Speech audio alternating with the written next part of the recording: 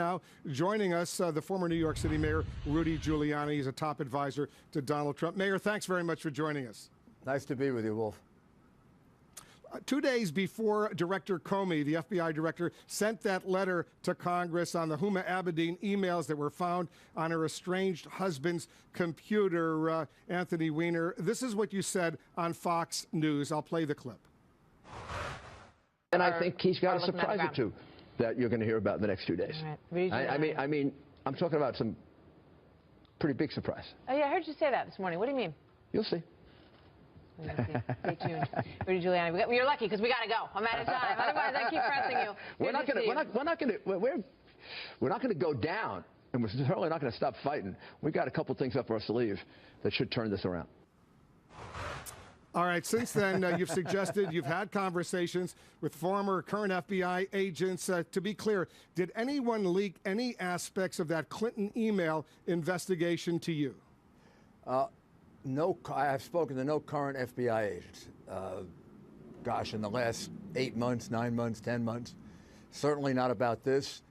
Conversations that I've had have been basically with friends of mine that I work with on mafia cases and Colombian drug dealers and white-collar cases.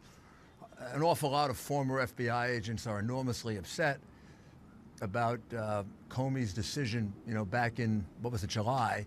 They disagreed with it. They thought it was a prosecutable case. So I've had lots of conversations with them, and they've told me a lot about the disagreement between the Justice Department on the one hand and the FBI on the other. But it all comes from former FBI agents, and it's all hearsay. And in that particular situation, I was actually talking about the advertising campaign that you were referencing earlier that I knew was going to come as a big surprise.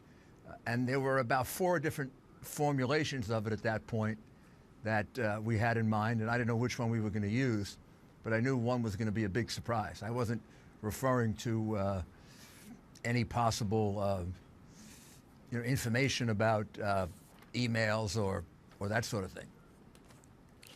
Because in this letter that has just come out from 2 Democratic ranking members of respective committees, Elijah Cummings and John Conyers, they say, and they refer to an interview you gave this morning. Let me read the first 2 sentences from the letter. This is a letter to the Inspector General of the U.S. Department of Justice. This morning, Rudy Giuliani, one of Donald Trump's closest and most vocal campaign advisors, appeared on national television and confirmed that he had obtained leaked information about the FBI's review of Clinton-related emails several days before FBI Director James Comey sent his letter to Congress last Friday about this matter. In fact, Mr. Giuliani went even further and bragged about the information he had obtained, stating, quote, "Did I hear about it? You're darn right I heard about it." So they're saying that you confirmed this morning you got this leaked information before the FBI wrote to Congress about the new review he wanted to undertake. That's not correct. I've had no conversations with anyone inside the FBI. I have heard for the last 4 months a tremendous amount of information about the consternation within the FBI, the fact that FBI agents were very unhappy with the way they were being treated by the Justice Department. That's all true. But none of it came from any current I haven't talked to a current FBI agent, as I told you, in the last, gosh, at least 8 or 10 months. But did you know, Mr. Mayor, that that Comey was about to make this announcement right to Congress about this review? Because in the interview this morning on Fox and Friends, you seemed to say, "Did I hear about it? You're darn right I heard about it." What were you referring to? Well, I was referring to the consternation within the FBI, which the New York Times has reported on and the Wall Street Journal has reported on. That's what I was referring to. I was referring to the fact that, and this has been going on for about 4 months now, this tremendous anger among, and I got it all from former FBI agents, tremendous anger within the FBI about the way, number one, Jim Comey's conclusion, and number 2, the way they believe they were being obstructed by what they regard as a pretty corrupt Obama Justice Department, cutting off a grand jury investigation, cutting off subpoenas. I actually didn't even get into that detail. I didn't find that out until recently. So what I hear you saying, and correct me if I'm wrong, you're now saying you did not know that Comey was going to release this information about a review of the Huma Abedin emails found on her estranged husband's computer before he made that official report to Congress. That's absolutely correct. But I did know that you had no information about that. Had no information about that at all. That came as a complete surprise to me, except to the extent that maybe it wasn't as much of a surprise to me because I had been hearing for quite some time that there was a lot of, I don't know how you would describe it, maybe revolution is too strong a word, but a lot of debate and anger within the FBI about the way they were being treated by the Justice Department, and a lot of FBI agents feeling that the Justice Department had been corrupted, particularly with Loretta Lynch's meeting with President Clinton 4 days before the interview, then the report coming out 4 days later. You couldn't possibly have written that report in 4 days. It had to have been written before, and that was over the 4th of July weekend. I've been hearing that all summer and all fall. But as far as what Jim Comey actually did, I had absolutely no knowledge of that. And so you're talking about big surprises before the announcement that were forthcoming. You now say that was the advertising blitz that's going to take place over these final few days. That's what you were referring to? Yes, actually, that had several different possibilities at that time. There were a couple of other things that were being considered as what was going to be done in the last 4 days of the campaign. In fact, one of them is still on the table, so I won't even talk about that, but it has nothing to do with the emails. What I was talking about was a push at the end to try to get Donald Trump's message out above the loud noise that's going on and a lot of the clutter that's going on in the campaign. So if the Inspector General of the Department of Justice accepts the recommendation, the request from these two members of Congress to go ahead and investigate leaks that are coming forward, not just what you may or may not have said, but other leaks that are coming forward, will you cooperate with that Inspector General investigation? Yeah, I don't know anything about leaks from the FBI or the Justice Department. I haven't talked to anybody in the FBI or Justice Department. Are you upset about leaks coming from the FBI? You're a former U.S. attorney. I will not, like the people around Hillary Clinton, take the Fifth Amendment or ask for immunity, or I have no worry about being incriminated like the people around Hillary Clinton. She seems to be surrounded by, gosh almighty, looks like about 8 or 10 people who have either gotten immunity or taken the Fifth Amendment. And I mean, it's actually disgraceful that you would be surrounded by so many people doing that. In my case, it's real simple. I've talked to no FBI agent. I've talked to no Justice Department official. I have no idea about who's leaking information.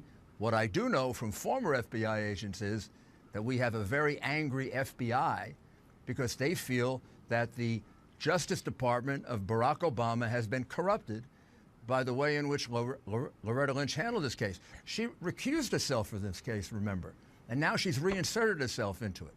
Recusal from a case, Wolf, means you take yourself out of it and you turn it over to your subordinate. So she keeps coming into it, she keeps coming out of it. The FBI tried to get, and this I get from public sources, the FBI tried to get a grand jury impaneled, and they were stopped by the Justice Department. And I have my own view of these allegations going back 6 or 7 months. I think it is clear that Hillary Clinton committed a multitude of federal crimes that are fairly Very easy. quickly, I want to move. Let me finish my sentence. Other stuff, Mayor. I know you don't want to hear this, but that are fairly easily prosecutable. Much easier than cases that I've prosecuted over the years. What do you mean by public sources? Many newspapers. There was an article. There was an article. Several articles. I don't know if it's true, but there were several articles that said that the FBI went and tried to get a grand jury impaneled back in February on the Clinton Foundation and was blocked from doing it. But let me ask you a question, Mayor. If you don't know it's true, why are you suggesting it? Why are you going on national television talking about these issues if you don't know it's true? Well, I am told this by former FBI agents, and these are people that I work with when I was in government, and I find to be credible people.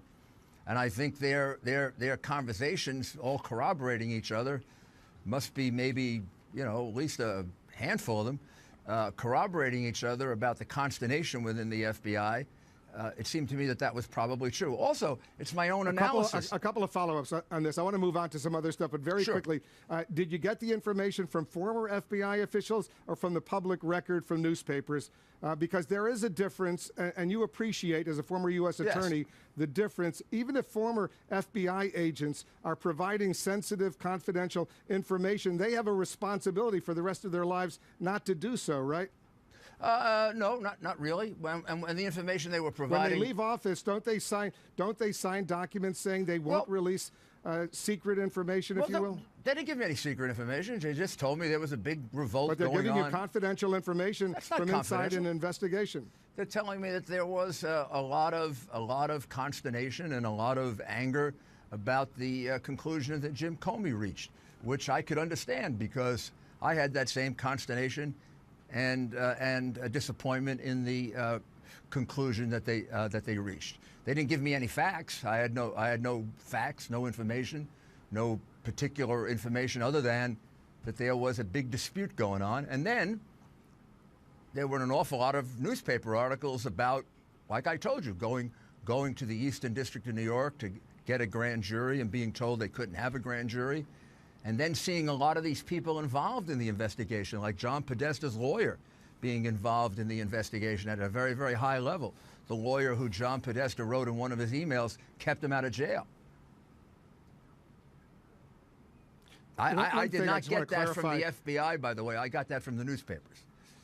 Well, I just want to clarify that the point about speaking to former FBI agents as opposed to current FBI agents. We did some checking. You were on the Lars Larson radio show the other day, and you said you are getting that kind of information from active FBI agents. So you used that term. I just want to make sure we're getting that right. We listened to the audio, and you were talking about current FBI agents, at least in that radio interview with Lars Larson.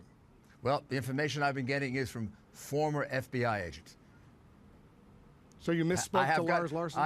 If I did say that, that was wrong. I have not spoken to a on-duty FBI agent about anything, I guess, for the last 10 months. I don't know.